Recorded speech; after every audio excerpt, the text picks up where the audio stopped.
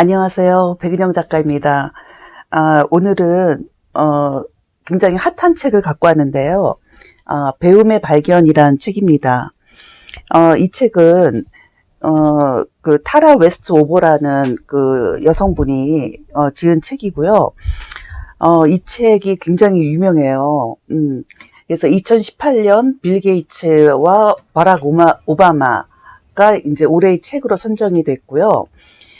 그리고 2018년에는 아마존 올해의 책 1위, 그리고 뉴욕타임즈 베스트셀러 1위였고요.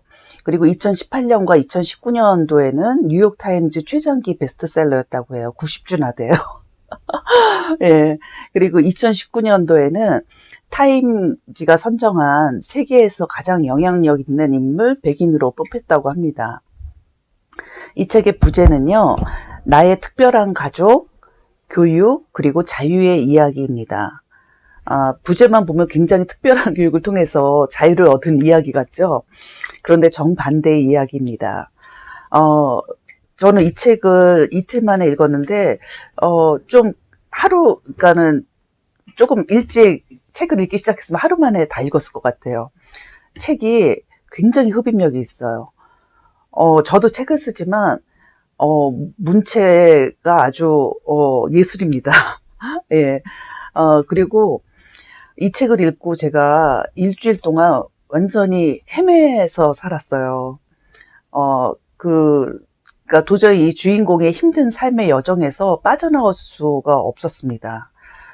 이 내용은요, 이 타라의 부모는 몰몬교도예요. 그래서 몰몬교도는 공교육을 안 시킨다고 그러잖아요. 홈스쿨링을 한다고 하는데, 이 몰몬교도인 그 부모의 믿음 때문에 이 타라는 16년간을 공교육을 받지 못했다고 합니다. 그래서, 부모에게 이제 그 타라에게는 7남매가 있었는데, 그 중에 타일러 오빠라는 분이 계셨어요. 근데 이 타일러 오빠가 이런 부모에게 먼저 저항을 하고 이제 가정에서 벗어나서 대학을 가게 됩니다. 그래서 이제 그 오빠가 대학을 가는 것이 좋겠다 이런 말을 이제 하고 이 타라도 그 배움의 길로 한 걸음 한 걸음 다가가서 진정한 정말 온전히 자신이 주인이 되는 삶을 살게 된다는 그런 이야기입니다.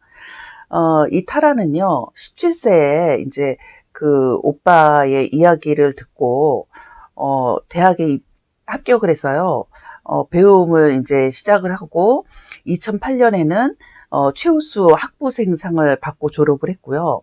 그리고 게이츠 케임브리지 장학금 수상자로 지명이 돼서 케임브리지에서 석사학위를 받고 또 역사학으로 박사학위까지 받게 됩니다. 제가 이 책을 읽으면서 힘들었던 점은요, 이 친구가 타라가 1986년에 태어났어요. 그러니까 우리나라 나이로 35살이거든요. 그런데 이분이 살았던 그 삶을 보면서 어떻게 21세기에 저렇게 살았을 수가 있을까요? 그러니까 동시대에 우리가 사는 삶을 한 사람으로서 도저히 믿기지가 않을 정도로 아주 힘들게 살았거든요. 생계에 참여하는 것은 물론이고, 그리고 그 7남매 중에 한 오빠와 또 그 큰언니에 의해서 많은 학대를 받고 그렇게 이제 살았던 거죠. 그래서 그 이면에는 또 그 몰몬교도였던 그 부모의 학대, 예, 그런 거에 제가 이제 분노가 좀 일었고, 그리고 자녀의 어려움에 전혀 공감하지 않는 부모 하에 살면서 느꼈을 그 주인공에 대한 그 연민이랄까요? 이런 것들이 제가 이 책을 읽으면서 굉장히 힘들었습니다. 그래서 이 타라는요, 이 책을 타일러 오빠한테 바친다라고 이제 쓰고 있습니다. 그 타일러 오빠랑 했던 그 타라와의 대화를 제가 좀 읽어 드릴게요. 타일러 오빠가 물었다. 집을 떠날 생각은 없니? 떠나서 어디로 가게? 오빠가 말했다. 학교. 그러면서 타라가 이제 또 오빠에게 묻죠. 오빠 생각엔 내가 꼭 떠나야 할 것 같아? 그랬더니 타일러 오빠는 눈 한 번 깜짝이지 않고 전혀 주저없이 말했다. 내 생각엔 이 집이 너한테는 최악의 곳이야. 오빠는 속삭이듯 말했지만 그 말들은 고함처럼 느껴졌다. 떠나서 어디로 갈 수가 있을까? 오빠가 말했다. 내가 간 곳으로 가. 대학으로 가는 거야. 내가 코웃음을 쳤다. 브리검영 대학교는 홈스쿨로 교육받은 아이들을 받아. 그게 우리들이야. 홈스쿨로 교육받은 아이들. 오빠가 일어서며 말했다. 집 바깥의 세상은 넓어타라. 아버지가 자기 눈으로 보는 세상을 네 귀에 대고 속삭이는 것을 더 이상 듣지 않기 시작하면 세상이 완전히 달라 보일 거야. 타라 오빠가 이렇게 얘기를 했어요. 한번 상상해 보세요. 남매 둘이 앉아서 그 아버지의 폭정을 벗어날 수 있는 방법을 이 타일러 오빠가 타라에게 대학으로의 조용한 초대를 해주고 있죠. 그 타일러 오빠의 그 말을 듣고 이 타라는 한 걸음 한 걸음 배움의 길로 접어듭니다. 그 무수한 역정의 과정이 있었고 정말 인간 승리라고 할 수 있는 정말 그 많은 어려움을 겪으면서 이 친구가 이제 배움을 통해서 진정한 자신으로 살아가게 되는 그러한 정말 대역정의 드라마입니다. 제가 이 책을 보고 느낀 게 바람과 함께 사라지다 정도의 그런 어떤 영화 드라마를 보는 그런 아주 웅장함이 있는 정말 35살밖에 안 된 그 여성의 그 삶이 한편의 드라마처럼 다가왔습니다. 그래서 제가 정말 너무나도 이 흡입력이 강한 책이라 훅 읽고 나서 정말 굉장히 헤맸던 그런 책인데요. 읽고 나서 굉장히 많은 생각을 하게 되었습니다. 그래서 한 4가지 점을 제가 부모 교육학적인 관점에서 그 부모의 입장에서 이 책에 대해 생각해 볼 점을 한 4가지를 좀 생각해 볼 점을 꼽았는데요. 하나는 이겁니다. 일단 타라가 16년간 공교육을 받지 못했다고 했는데요. 그러나 16년간 그녀가 받은 교육이 있었죠. 부모의 몰몬 교도 교육이요. 그 교육은 그녀의 부모가 목숨같이 믿던 신념에 의한 교육입니다. 근데 제가 여기서 생각해 볼 점은 뭐냐면요. 그러니까는 우리 현실로 비춰볼 때 타라는 그 몰몬교회 교육을 받았고 우리 지금 대한민국 현실은 뭐예요? 몰몬교 못지않은 강한 신념이 있죠. 대학을 가야 된다는 신념. 예. 거기에 우리는 공교육과 사교육까지 아이들에게 시키고 있는데 만약에 내 아이가 커서 타라처럼 진정한 자신을 발견하고 이전의 교육이 자신을 파멸시켰다는 것을 알게 될 때 과연 우리 부모로서는 우리 아이들에게 어떻게 할 것인가. 예. 부모라는 이름으로 그리고 사랑의 이름으로 시켰던 교육이 아이 인생에 독이 된다면 우리는 그때 이것을 어떻게 받아들여야 될까? 그런 생각을 하게 됐어요. 그래서 지금 이 시점에서 우리가 시키는 어떤 공교육 내지는 사교육 좀 한번 깊이 고민해 봐야 할 시점이 아닐까? 다시 생각해 봐도 사교육을 시켜야 된다. 공교육을 시킬 것이다. 라고 하더라도 한 번쯤은 이러한 책을 통해서 고민을 해보면 좋지 않을까 이런 생각을 제가 해보았고요. 두 번째는 그녀가 공교육을 받지 않은 그 10년 후에 그녀가 이룬 놀라운 성과들, 뭐 케임브리지에 가고 또 그 전에 대학에서 최우수 학부생상을 타고 그리고 하버드에 또 초청돼서 가서 공부를 하고 이런 어떤 놀라운 성과를 우리는 어떻게 설명할 것인가라는 거죠. 그래서 어쩌면 타라는 그 16년간 교육의 문턱에 들어가지 않았기 때문에 저런 성과를 낸 것이 아닌가? 예, 그런 생각을 해보게 됐고요. 또 이 책에서 타라는 자신이 자란 그 아이다호의 자연을 무척 사랑하는 것을 보게 됩니다. 그래서 저는 교육자로서 이 자연이 주는 것에 대한 경외감을 다시 한번 느끼게 되었고요.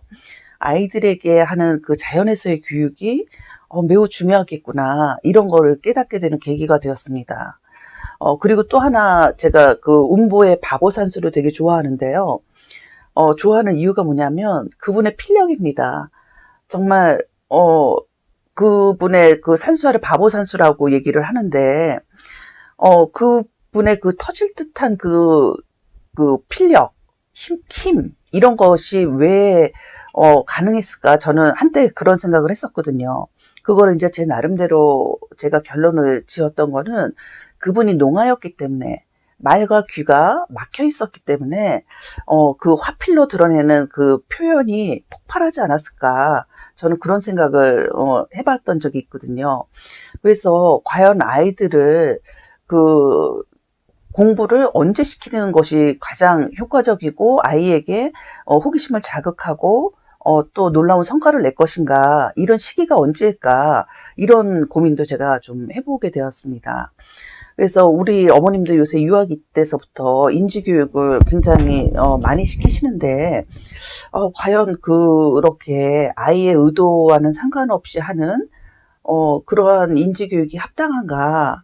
아이의 미래를 위해서 그 공부에 있어서 호기심이 가장 중요한데, 그 호기심을 부모라는 이름으로, 사랑이라는 이름으로, 우리가 파괴하고 있는 것은 아닌가? 이런 생각을 하게 됐죠. 그래서 각자 시기는 다르겠지만, 적기 교육이 굉장히 필요하겠구나. 그런 생각을 이제 하게 되었습니다. 그 다음에 이제 세 번째로 생각해 볼 점은요. 좋은 부모와 나쁜 부모는 과연 존재하는가? 거기에 대한 의문을 갖게 되는 계기가 되었습니다. 이 책이. 저도 이제 독이 되는 부모, 득이 되는 부모에서 그 독친과 득친의 기준을 마련하고 책을 썼는데, 물론 객관적인 관점에서 저 사람은 독친이야, 저 사람은 득친이야, 분명한 기준이 있죠. 그런데 그 기준은요, 타라처럼 그 자신의 부모, 독친이죠. 예, 현실적인 관점에서 볼 때 그 독친을 디딤돌로 만들어서 자신의 인생의 주인으로, 그리고 자신의 자유를 찾아가게 만드는 어떤 디딤돌이 될 수도 있겠구나, 저런 부모들이. 이런 생각을 해보았습니다. 그래서 우리가 이런 말 있잖아요. 이승으로 올 때는 자신이 이번 생에서 이루고자 할 과업을 정해서 온다고 하잖아요. 그래서 저는 이 책을 읽으면서 타라 이 웨스트오버는 이번 생에서 진하게 배우려고 작정하고 왔구나, 이런 생각을 하게 되더라고요. 그래서 이 책에 힘이 있고 많은 사람들에게 공감을 불러일으키고 장장 90주 동안 베스트셀러에 오르는 그 쾌거를 이루지 않았을까, 이런 생각을 제가 해봤습니다. 그리고 이제 또 타라에게는 타일러 오빠라는 그 배움으로 이끌어준, 정말 조용한 초대를 해준 그 수호천사가 있었잖아요. 그런데 누가 봐도 타일러 오빠는 타라에게 수호천사죠. 그런데 제가 참 좋아하는 그 작은 영혼과 해라는 그림책에 그런 말이 나오거든요. 하느님은 천사 아닌 것은 그 누구도 보내지 않는다. 이 말을 빌어보면, 독신으로 보이고, 그리고 잘못된 그 신념으로 자녀에게 교육도 안 시켰던 그 부모, 그리고 그 어떻게 보면 그 폭력 내지는 그렇게 그 타라에게 학대라고도 할 수 있을 만큼의 그의 부모님들도 결국 천사가 아니었을까, 라는 생각을 해보게 되었습니다. 그래서 우리 사람들은 누구나 중요하지 않은 사람이 없잖아요. 그런데 그 셰익스피어의 말 맞다나 그 인생이라는 거대한 그 연극에서 그 타라의 부모님도 자신이 맡은 배역을 충실히 하지 않았을까. 예. 그 역할을 충실히 한, 그 부모 밑에서 타라도, 이번 생의 과업을 충실히 연기하지 않았을까. 예, 이런 생각을 해보게 되었습니다. 근데 굉장히 마음이 아프더라고요. 예. 그 다음에, 네 번째는요, 자녀가 수치심을 갖는 경우는 어떤 경우인가에 대해서, 한번 생각해 보게 되었습니다. 우리 부모가요, 자녀를 키우면서 내가 그러니까 부모로서 잘한 일은 부모도 잘 압니다. 그런데 자녀를 슬프게 하고, 그리고, 자녀에게 수치심을 느끼게, 하는 경우는 우리가 잘 인식하지 못하죠. 그런데, 이 타라가 그걸 정확하게 지적해주고 있더라고요. 그래서 제가 그거를 한번 읽어봐 드릴게요. 자신이, 어, 왜 수치심을 느끼게 되었는가에 대해서 이야기를 하고 있습니다. 내가 가난했고 무지했었다고 이야기했다. 그런 이야기를 하면서도 나는 한치 수치심도 느끼지 않았다. 그리고 그제야 수치심의 뿌리가 어디였는지 깨달았다. 내가 대리석으로 지어진 콘세르바토리에서 공부하지 않았고 아버지가 외교관이 아니어서 수치스러운 것은 아니었다. 아버지가 반쯤 정신이 나간 사람이고 엄마가 그런 아버지에게 순종하는 사람이어서 수치스러운 것이 아니었다. 여기서부터가 중요해요. 내 수치심은 철컥철컥 돌아가는 전 단계의 칼날으로부터 나를 밀어내는 대신 오히려 그쪽으로 나를 밀어넣는 아버지를 가졌다는 사실에서 나온 것이었다. 이 얘기가 뭐냐면요. 이 아버지가 그 폐철 수집하는 그런 공장 같은 걸 했어요. 그랬는데 이 폐철을 자르는 그 전단기를 샀어요. 그런데 그 칼날이 정말 거대한 가위와 같다라고 표현을 하더라고요, 타라는. 그런데 우리가 보통 부모들은 그런 위험한 곳에서 자녀를 그런 작업을 못하게 하거나 아니면 그런 곳에 가더라도 그 아이를 비키게 하는 게 어떻게 보면 부모의 그 입장인데, 이 아버지는 오히려 타라를 그 전단기 칼날 속으로 밀어 넣었다는 거죠. 그런 데서 이제 자기 수치심이 나왔고, 또 내 수치심은 내가 바닥에 엎드려서 목을 눌리고 있는데도 바로 옆방에서 엄마가 눈과 귀를 막고 그 순간 내 엄마가 되는 것을 포기했다는 사실에 수치심이 나온 것이었다. 이렇게 얘기하고 있어요. 이 얘기는 뭐냐면, 그 7남매 중에, 쇼니라는 오빠가 이 타라를 되게 학대를 했거든요. 몰몬교도는 그 여자가 남자에게 굉장히 복종해야 되는 그런 룰이 있다고 해요. 그런데 이 타라가 말대꾸를 한 거예요, 오빠에게. 그랬더니 오빠가 이 타라의 머리채를 쥐어잡고 화장실로 끌고 가서 정말 그 끌려가는 과정을 이 타라가 표현하고 있는데, 이 발가락이 부러지고 그리고 뼈마디가 다 이렇게 그러니까 꺾이는, 그렇게 끌려가면서 그 화장실 변기에 이 타라의 코를 박았다고 그래요. 정말 상상만 해도 끔찍하고 정말 몸소리가 쳐지는 그런 장면이더라고요.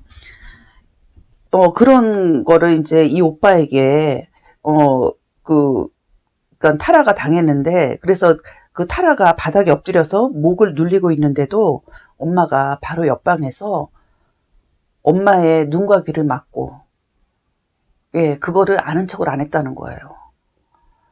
그래서 타라가 느끼기에 그 순간 엄마는 내 엄마의 길을 포기했다. 그것이 나에게 수치심을 갖게 했다. 이런 거죠. 그래서 우리가 이 수치심이라는 거는요, 인간이 느끼는 그 의식혁명을 쓴 데이비드 호킨스가 그랬죠. 인간의 의식 수준 중에서 가장 낮은 의식, 그리고 인간의 최악의 그 감정의 상태, 이게 수치심이라고 했거든요.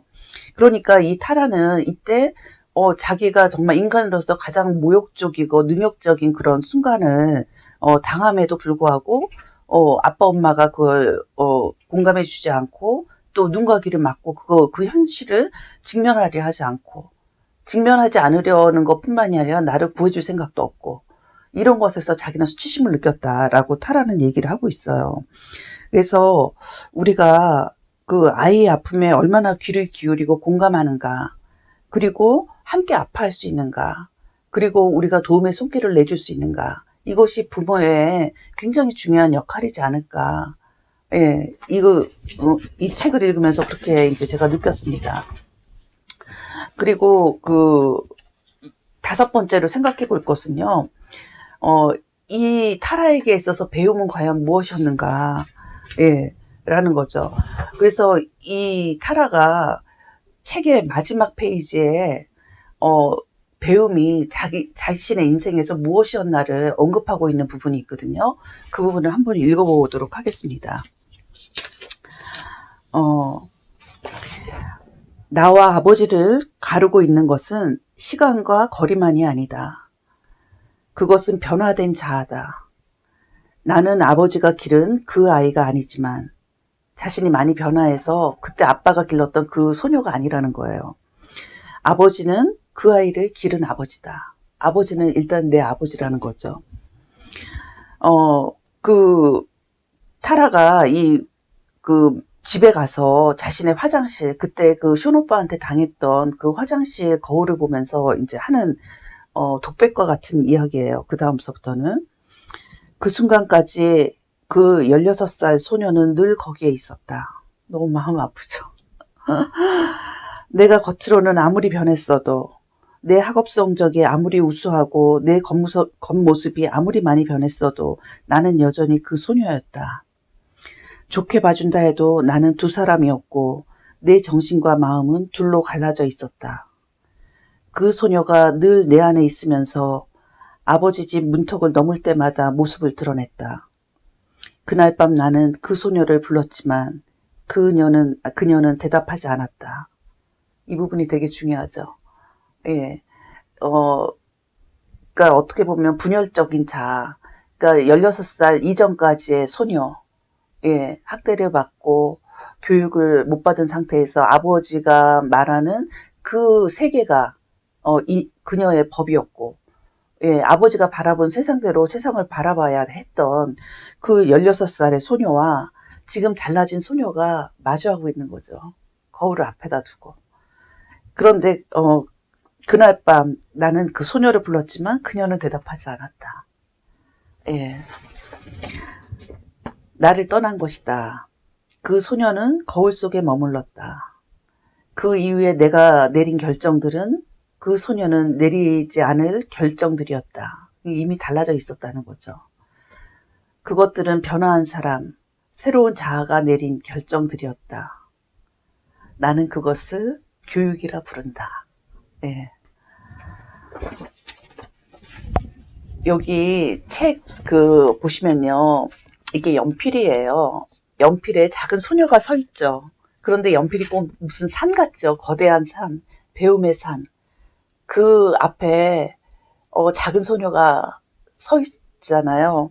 그러면서 그 배움으로 한 걸음 한 걸음 다가가면서 이전에 자신의 삶을 이루었던 그 16살의 작은 소녀와 그리고 지금 35살의 배움을 통해서 바뀌어진 자아를 갖고 있는 나. 그것을 이룬 것이 배움이었다고 말하는 타라. 저는 이 책을 읽으면서 정말 간만에 가슴이 먹먹해지고, 그리고 저 역시, 타라보다는 나이가, 훨씬 더 많은 또 다른 타라가 아닐까? 그러면서 이 책을 읽으면서, 지금 이전에 나와, 그리고 이후에 나는 달라지지 않을까? 그리고 내가 어떤 배움을 배울 때, 이전에는 어떤 그 무조건적인 수용이었다면, 이제는 진정한 나, 온전한 나로 생각하고, 그리고 나의 언어와 나의 말로 나를 표현할 수 있는 나가 되기를 바라며 타라에게 정말 감사드립니다. 여러분 한번 꼭 읽어보시고요. 제가 생각해봤던 그 4가지 관점 한번 다시 생각해 보시면 어떨까요? 예, 사랑합니다.